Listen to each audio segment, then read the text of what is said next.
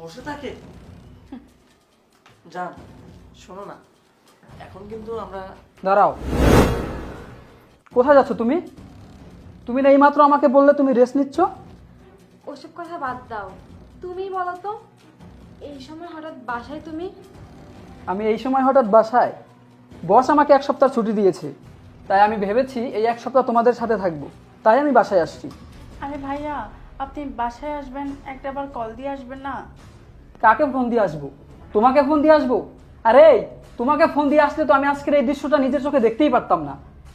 আর তুমি কিভাবে পারলে আমার ভাইকে এভাবে ঠকাতে? তুমি আমাদের বাসায় থেকে বাসায় পরপুরুষ নিয়ে আসছো, আর আমার বউকে দিয়ে নাকি তুমি বাসার কাজ করাচ্ছ। আমার বউকে তুমি বাসার কাজের মেয়ে বানিয়ে রেখেছো।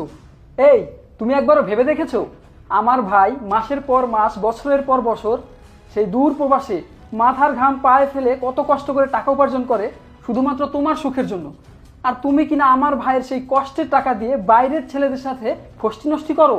ছি, তোমার লজ্জা করে না এসব করতে? আর তোমার সাথে কথা বলতে তো আমার নিজেরই লজ্জা লাগতেছে।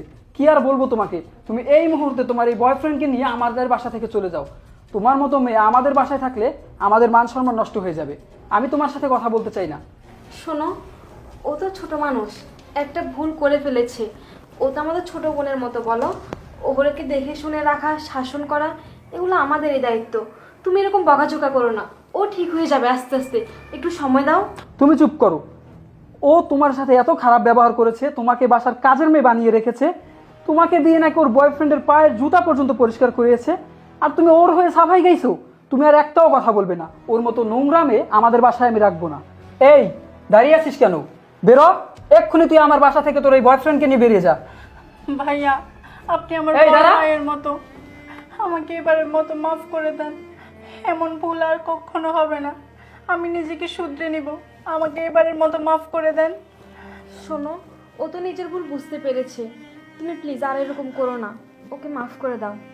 আর বোন, তোকে একটা কথা বলি, মেয়েদের বিয়ের পর স্বামী তার সব কিছু, পরপুরুষের সাথে এসব করা একদম ঠিক না।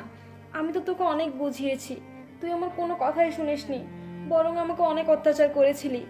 এখন যেহেতু নিজের ভুল বুঝতে পেরেছিস, এখন নিজের স্বামী নিয়ে সুখে শান্তিতে সংসার কর। কারণ ভাই যদি আবার এসব কথা শুনতে পারে, উল্টো পাল্টা কি না কি করে ফেলবে, এসব ওকে জানতে দেওয়া যাবে না।